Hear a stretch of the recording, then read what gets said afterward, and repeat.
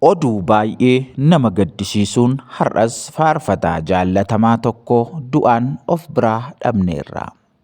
Innis immoo faarfataa Aynaalem Kaasahuun kan jedhamu faarfataa jaallatamaa fi faarfataa naamusa kiristaanummaa gaarii qabuu fi hawaasa keenya biratti fudhatamummaa guddaa qabu ture.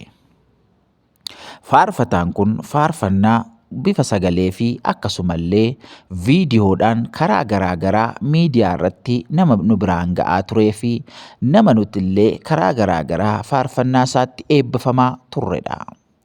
Keessumattuu immoo faarfataan Aynaalem Kaasahuun faarfannaa nagaadhaa fuuldurri koo nagaadha jedhamuun kan beekamuu fi faarfattoonni garaa irratti kan hirmaatanii hojjetan faarfannaa kanaan baay'ee hawaasa biratti beekama.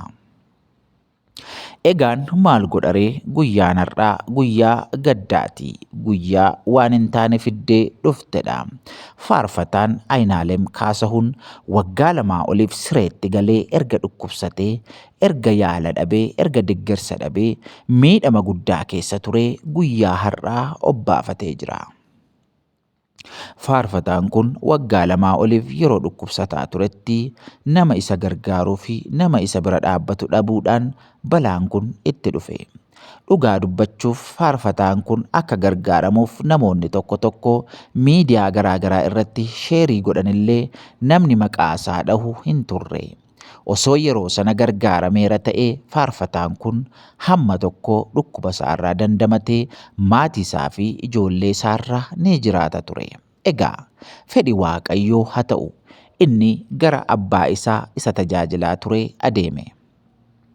Egaan erga inni deeme immoo nuti hanga dandeenyu erga isa oolchuu hin dandeenye haadha manaasaa fi ijoollee isaa akka deeggarru gamanumaan dhaamsa keenya isiniif dhaamna.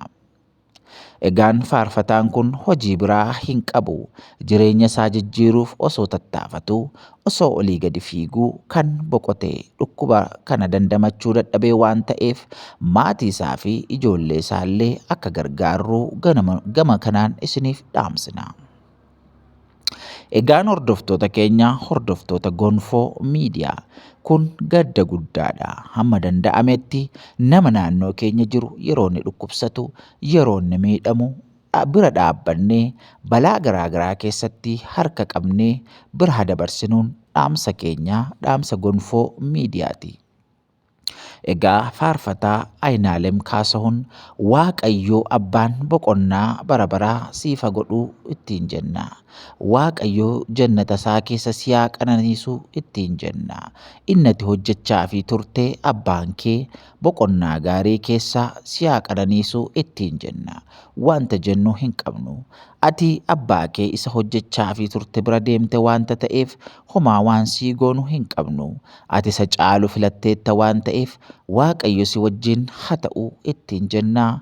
Egaan Gonfoo Miidiyaa subscribe, like, share gochuu hin dagatinaan dhaamsa keenyadha.